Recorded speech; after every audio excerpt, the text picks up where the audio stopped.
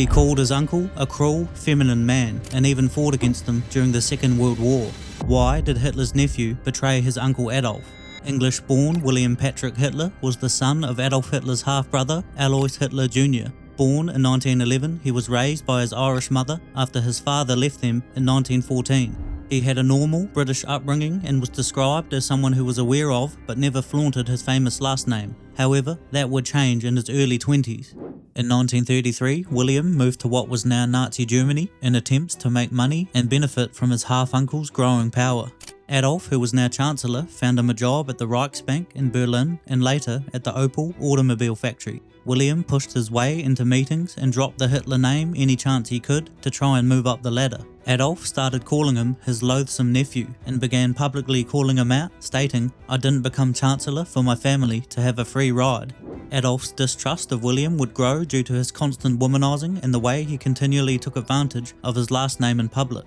In 1938, Adolf had him arrested to teach him a lesson. The same year, he was fired from Opel with the police claiming he was selling cars using the Hitler name to leverage sales. After losing his job, tension between William and Adolf would reach boiling point, when William, angry that he was not being treated the way that he thought a Hitler should, tried to blackmail his uncle, saying, "Give me a good job or I'll go to the media with shameful family details," including a rumour that Hitler was the illegitimate grandson of a Jew. By this point, Adolf had had enough and gave William an ultimatum: give up your British citizenship and formally join the Reich, or leave Germany forever. William, being rather intelligent, knew that his luck had run out and that becoming a German citizen would be like throwing away his freedom. So he fled back to England and eventually moved to America. He would go on to release articles, give interviews, and travel on a nationwide lecture tour where he would reveal stories about his uncle and the Nazis. He exposed unflattering details about Adolf, calling him strange with a feminine demeanour. He also said he was extremely cruel and hypocritical, particularly in the way that he was selective about who was and wasn't a Jew. Adolf called William a traitor, a propaganda threat, and now saw him as someone who had to be dealt with if he could be reached. Hitler and the leader of the SS, Heinrich Himmler, quietly discussed silencing him, kidnapping, and even assassination.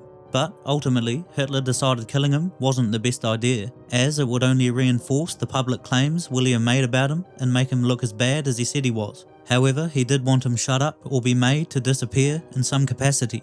Nazi operatives in America were told to track him down, report his activities, and identify vulnerabilities. However, luckily for William, the US government deemed him a valuable propaganda tool, and the FBI had him placed under 24/7 protection. Eventually, the FBI suggested that he change his name and lay low. From then on, he was known as William Patrick Stuart-Houston. When William enlisted in the US Navy and shipped out in 1944, the threat to him from the SS was deemed officially over.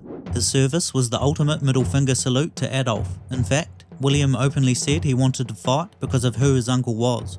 He served on a hospital ship in the Pacific Theatre as a pharmacist mate. He was even promoted for excellent service. He was discharged in 1946 after being wounded in action and receiving a Purple Heart.